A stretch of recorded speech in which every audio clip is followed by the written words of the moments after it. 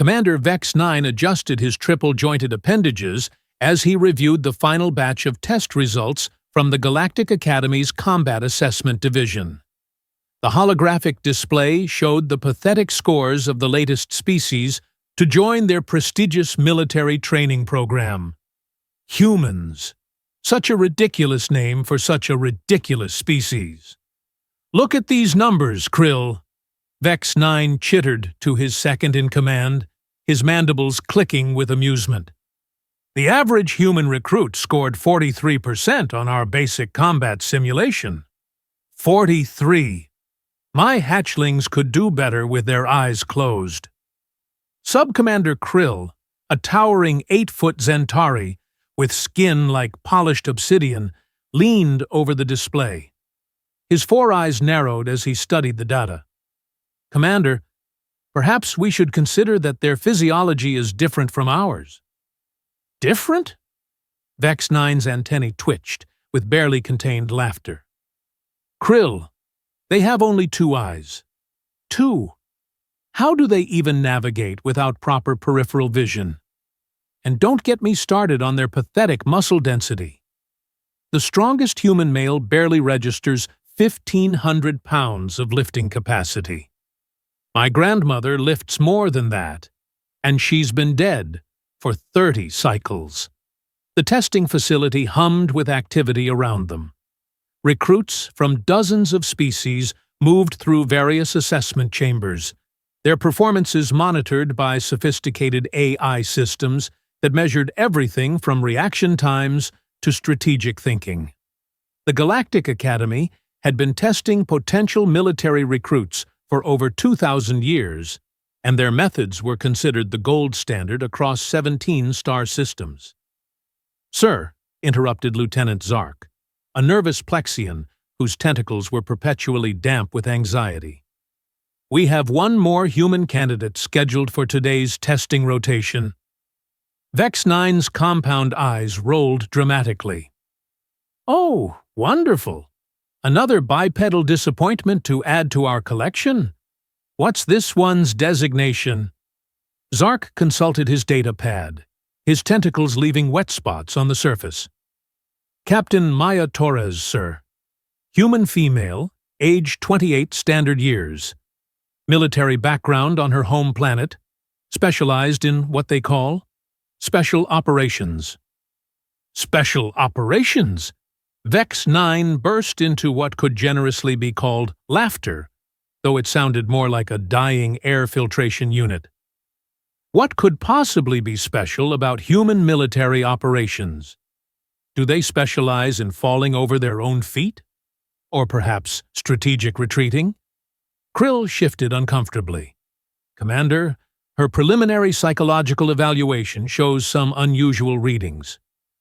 "Unusual how?" "Well, sir, her stress responses are remarkably low, almost unnaturally so, and her tactical assessment scores were curious." "Curious bad or curious mediocre?" "Actually, sir, curious good. Exceptionally good." Vex 9 paused his chittering. In his 47 years of military service, he had tested over 12,000 recruits from nearly every known species in the galaxy. Humans, in his professional opinion, ranked somewhere between domesticated livestock and decorative plants in terms of combat potential. "Define exceptionally good, Sub-Commander." 97th percentile, sir." The testing facility suddenly seemed quieter. Several nearby technicians stopped their work, their various sensory organs focused on the conversation. That's impossible," Vex 9 muttered. "Run the assessment again." "Sir, I've run it 4 times. The results are consistent." Vex 9's mandibles clicked rapidly, a sign of extreme agitation. "Where is this human now?" "Waiting in Prep Chamber 7, sir. I want to observe this test personally." Vex 9's voice carried the tone of someone who had just been told that gravity was optional. "If this human female is somehow cheating our systems—" The preparation chamber was a sterile white room designed to calm nervous recruits before their assessment. Maya Torres sat perfectly still on the standard issue bench, her dark brown hair pulled back in a practical ponytail. She wore the standard gray testing uniform that hung loosely on her relatively small frame. Through the observation window, Vex 9 studied her with professional skepticism. She appeared utterly unremarkable by galactic standards. Average height for her species, lean build, no visible cybernetic enhancements or genetic modifications. She wasn't even particularly large by human standards. "That's her?" Vex 9 asked incredulously. "She looks like she couldn't intimidate a servitor droid." "Yes, sir." "That's Captain Torres." Maya sat with her hands folded in her lap, occasionally glancing around the room with casual interest. Her breathing was steady, heart rate normal according to the biometric sensors. Most recruits at this stage showed elevated stress hormones and increased neural activity. Maya Torres registered as calm as someone waiting for public transportation.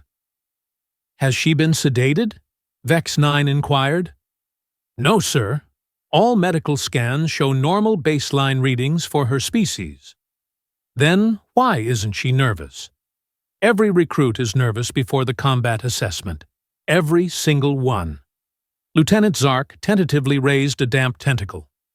"Sir, perhaps humans simply don't understand what they're about to face." "Oh, they understand," Krill interjected. "We showed her the same orientation video we show everyone." Full combat simulation, adaptive AI opponents, escalating difficulty levels. She watched the whole thing without even blinking. Vex 9's antennae drooped slightly. Something about this situation felt wrong, though he couldn't identify exactly what. In his experience, there were two types of recruits who showed no pre-test anxiety: complete idiots who didn't comprehend the danger, and absolute professionals who had seen worse. What did she say after watching the orientation? She asked if the simulation included environmental hazards. "Environmental hazards?" "Yes, sir." When we explained that the combat simulation focuses primarily on opponent engagement, she seemed disappointed. Disappointed that it wouldn't be more dangerous? That's how our translator interpreted her response? "Yes." Vex 9 stared through the observation window at the human female. Maya had closed her eyes and appeared to be meditating, her breathing deep and rhythmic. This was not the behavior of someone about to face the most challenging military assessment in the galaxy. "Initialize the combat simulation," Vex 9 ordered. "Standard protocol, but I want maximum monitoring on all systems. If this human has somehow compromised our testing apparatus." "Sir, our systems are quantum encrypted and isolated from all external networks. It would be impossible for a pre-space civilization to interfere with our technology." "Then explain her psychological assessment scores." "I cannot, sir." The testing chamber materialized around Maya as the holographic projectors activated. The environment was a standard urban combat zone: destroyed buildings, debris-filled streets, multiple levels and angles of attack.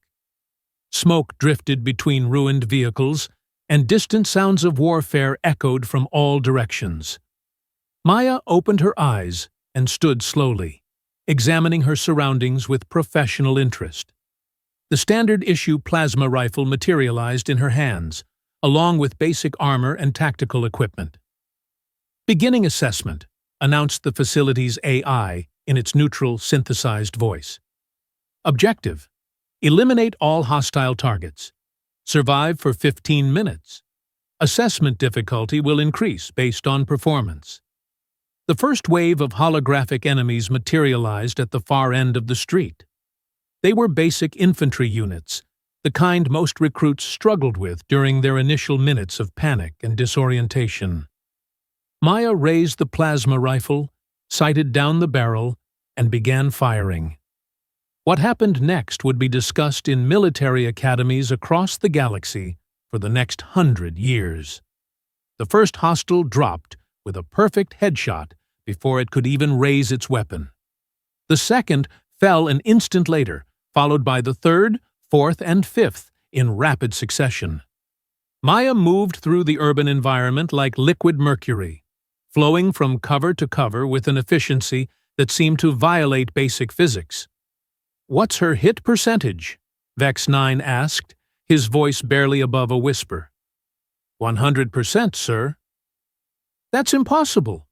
The simulation has built-in accuracy penalties for rapid fire and movement." "Yes, sir. She's compensating for them." "How can she compensate for variables she doesn't know exist?" "Unknown, sir." Wave 2 materialized. Armored hostiles with energy shields and heavy weapons. Maya immediately switched tactics, using the environment to create ricochet shots that bypassed shield generators. 3 targets eliminated in under 30 seconds. Her tactical adaptability rating is off our measurement scale, reported Technician Grix from his monitoring station. "What do you mean, off the scale?" "Sir, our systems are designed to measure tactical thinking up to genius level for most known species. She's operating beyond our parameters." Wave 3, aerial units with unpredictable flight patterns. Maya disappeared into a ruined building and emerged on the roof 60 seconds later with an improvised sniper position. All aerial targets eliminated with precision shots to critical systems. "Time elapsed?" Vex 9 asked. 7 minutes, 43 seconds, sir." "She's not even halfway through, and she's already exceeded the performance of our top graduates." Wave 4 materialized. Advanced combat mechs with adaptive armor and predictive targeting systems. These were designed to challenge even experienced military veterans from advanced civilizations. Maya studied them for approximately 3 seconds, then began moving in a pattern that made absolutely no tactical sense. She ran directly at the mechs, zigzagging in what appeared to be random directions. "She's lost her mind," Vex 9 muttered, finally cracking under pressure. The mechs opened fire with devastating energy weapons that should have reduced her to constituent atoms. Every shot missed. Not by accident, not by luck, but because Maya was somehow calculating their targeting algorithms in real time and staying precisely where their weapons couldn't track. She reached the first mech, leaped impossible high for human physiology, and landed on its sensor array. 3 precise shots to critical joints, and the mech collapsed. She used the falling debris as cover to reach the second unit. "How is she predicting their targeting patterns?" Krill asked. "She's not predicting them," whispered Technician Grix. "She's calculating them. In her head, while running, while being shot at. That's impossible. These mechs use quantum probability targeting matrices. You'd need a computer the size of a building to—" "Sir," interrupted Lieutenant Zark, What if she doesn't need a computer?" The 5th wave materialized before Maya had finished with the 4th. Elite assault units with cloaking technology and molecular disruption weapons. Equipment that most species required decades of technological development to counter. Maya paused for exactly 2 seconds, tilted her head slightly as if listening to something, then smiled. It was not a pleasant smile. She began moving through the combat zone like a force of nature. Cloaked enemies were located and eliminated before they could decloak. Molecular weapons were dodged or their wielders eliminated before they could fire. She seemed to know where every enemy was, what they were planning, and exactly how to counter their tactics. "Computer," Vex 9 called out. "Increase difficulty to maximum." "Sir, maximum difficulty is reserved for final-year advanced students. This recruit is. Increase difficulty to maximum. Now."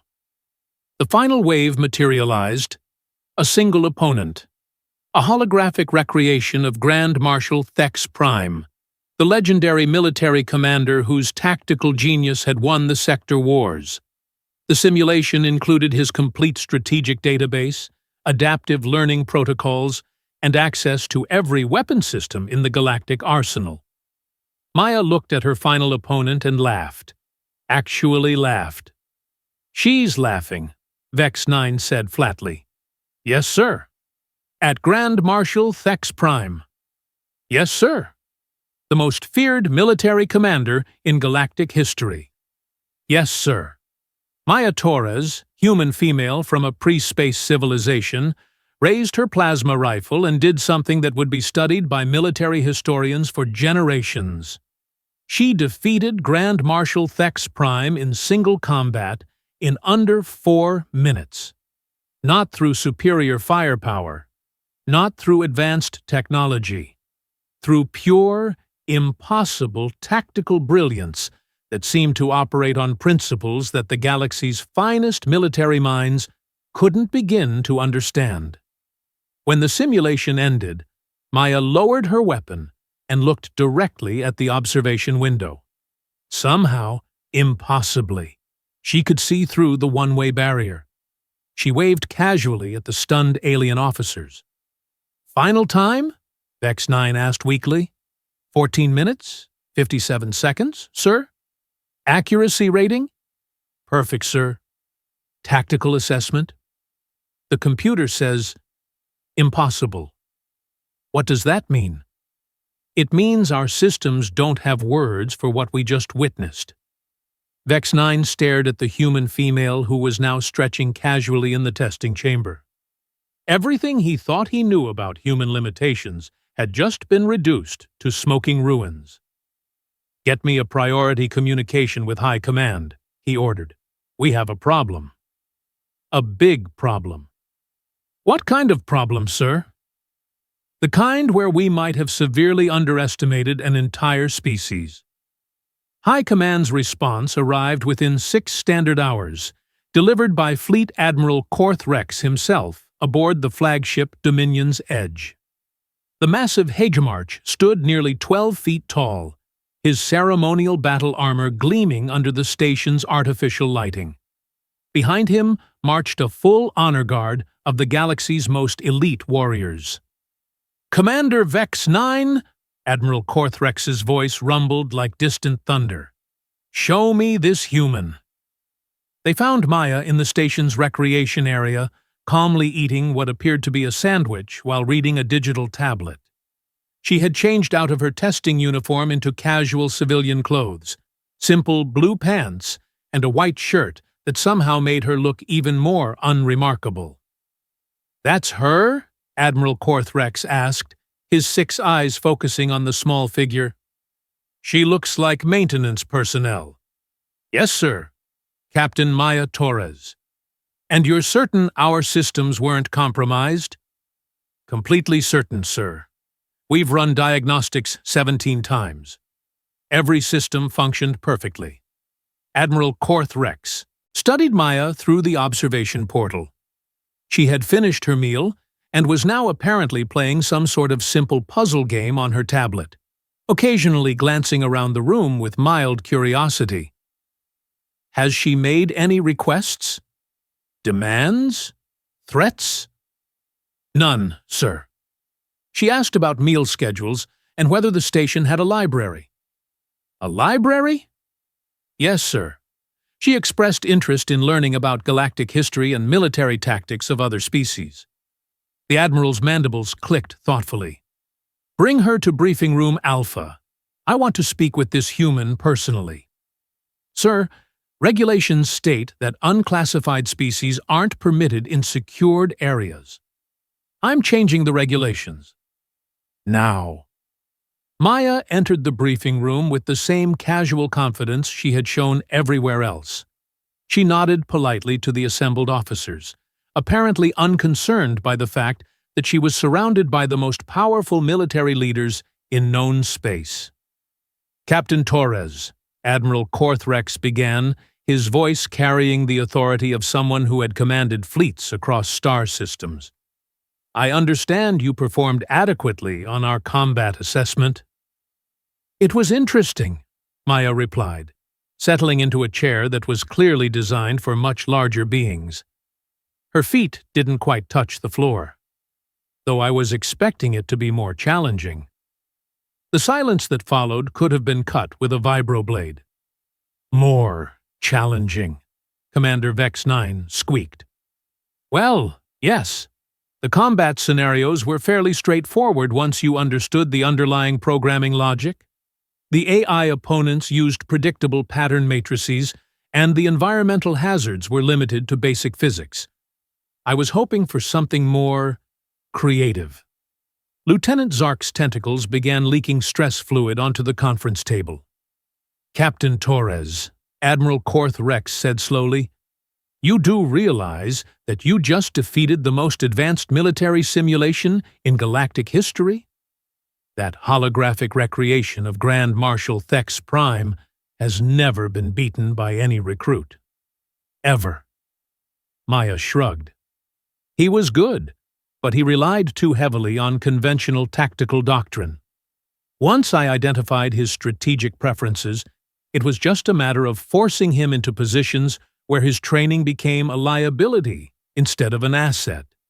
His training included every major military campaign of the last 2 centuries. Yes, but that's exactly the problem. Historical precedent creates predictable behavior patterns. He kept trying to apply solutions that had worked in previous conflicts instead of adapting to the unique circumstances of our engagement." Sub-Commander Krill leaned forward.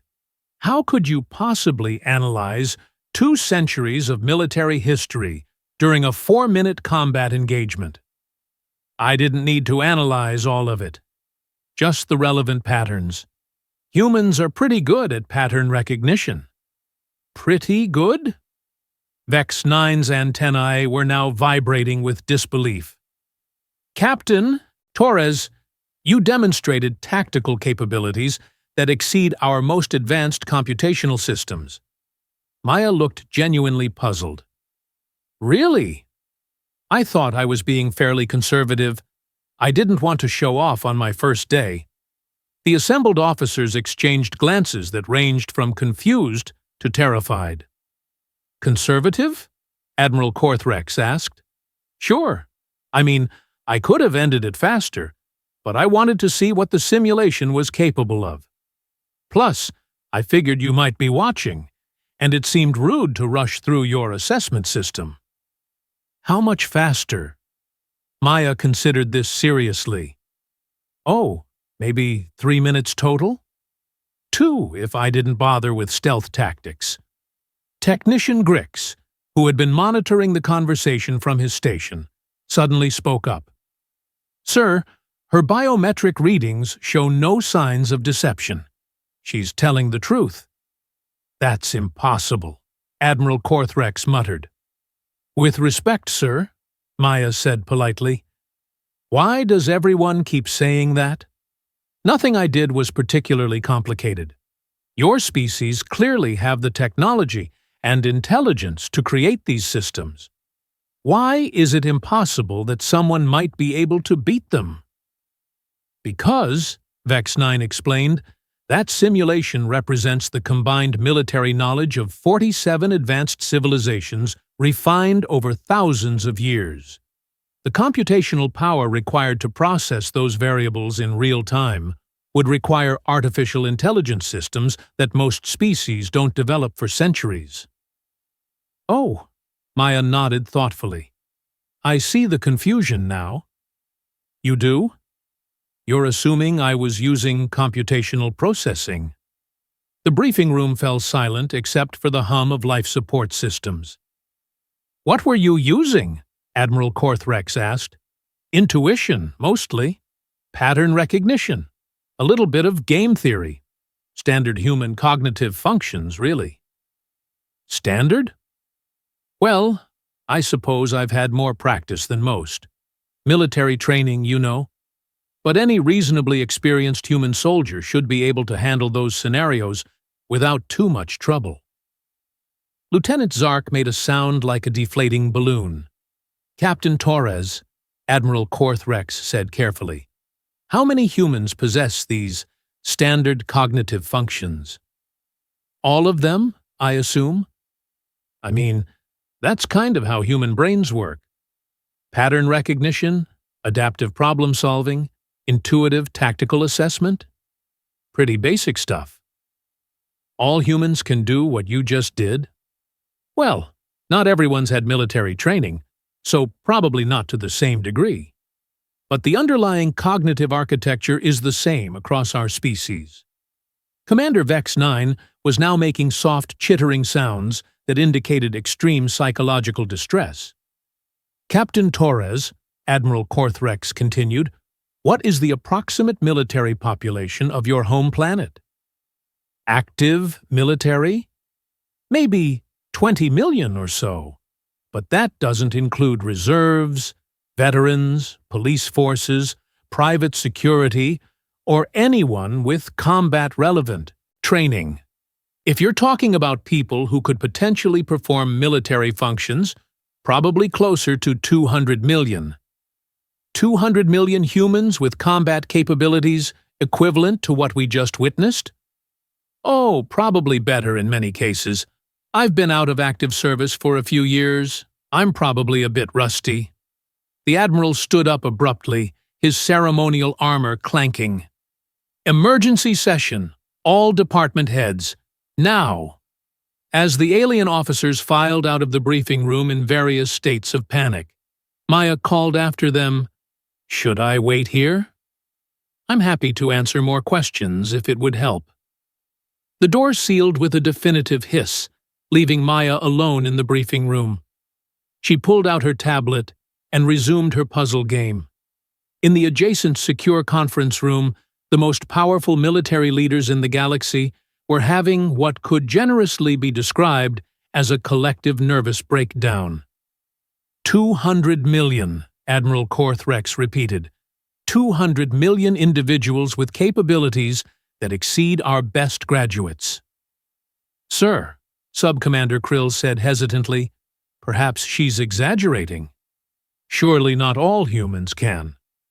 Her psychological profile shows no tendency toward deception or boastfulness.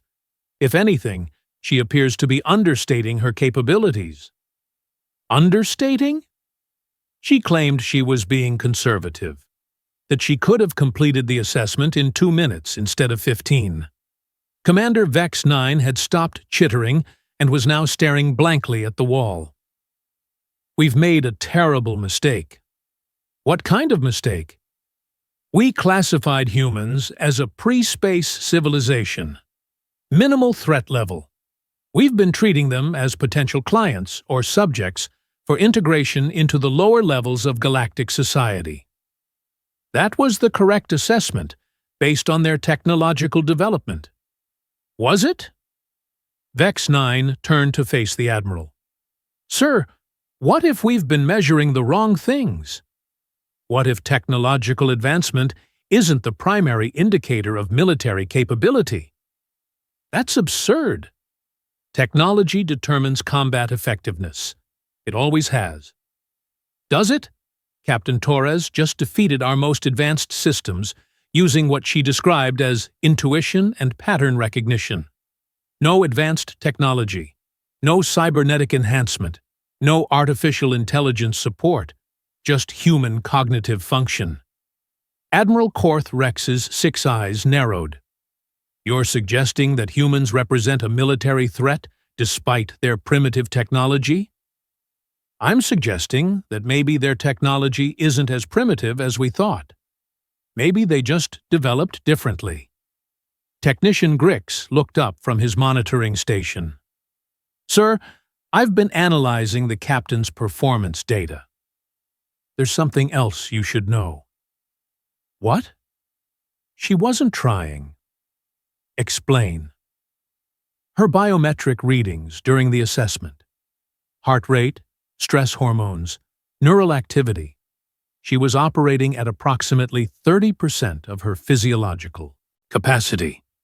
The room fell silent. 30%? Admiral Korth-Rex asked weakly. Yes, sir. She was treating the entire assessment as a mild recreational activity. And she still achieved perfect scores. Yes, sir. Admiral Korth-Rex sat down heavily in his command chair. Get me a direct communication with the Galactic Council.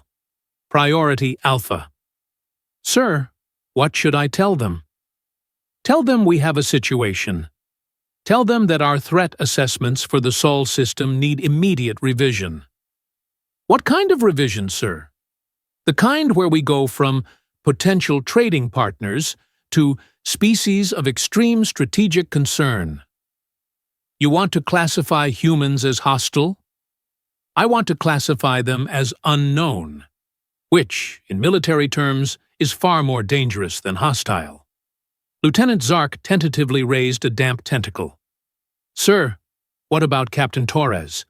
What do we do with her? Admiral Korth-Rex considered this. We treat her very, very carefully, and we learn everything we can about her species before they learn too much about us. Sir, is it possible that she's an exceptional individual? That most humans aren't capable of? Lieutenant, the Admiral interrupted, in my experience, when a species produces individuals with capabilities that seem impossible, it usually means that your understanding of possible is inadequate. Back in the briefing room, Maya had finished her puzzle game and was now reading what appeared to be a technical manual on starship engineering. She looked up as the door opened, and Admiral Korth-Rex returned alone. Captain Torres, I have a proposition for you. I'm listening. How would you feel about extended guest privileges aboard this station? Full access to our library systems, cultural exchange programs, advanced military training if you're interested. Maya's eyes lit up with genuine enthusiasm. That sounds wonderful. I'd love to learn more about galactic military history, and I'd be happy to share human perspectives on tactical doctrine if it would be useful. That would be educational, Admiral Korth-Rex said carefully. Tell me, Captain, what do you think your fellow humans would make of our military capabilities? Maya considered this thoughtfully. Honestly, they'd probably be impressed by your technology, but I think they'd find your tactical approaches a bit rigid. Humans tend to favor adaptability over doctrine. Adaptability? Sure. We're good at making things up as we go along. Improvisation, creative problem-solving, turning disadvantages into advantages, that sort of thing. And this is common among human military personnel. Oh, absolutely. It has to be. Human warfare is pretty chaotic. You can't rely on everything going according to plan. Admiral Korth-Rex nodded slowly. Captain Torres, I think this cultural exchange is going to be more enlightening than anyone expected. I hope so. I'm really looking forward to it. As Maya returned to her reading, Admiral P.D.E. Korth-Rex made a mental note to increase the station's defensive capabilities. Not because he feared Captain Maya Torres specifically, but because he was beginning to suspect that humanity's definition of friendship might be as unconventional as their approach to military tactics. The galaxy was about to learn that sometimes the most dangerous species were the ones that smiled while they redefined everything you thought you knew about warfare. And Maya Torres was still smiling.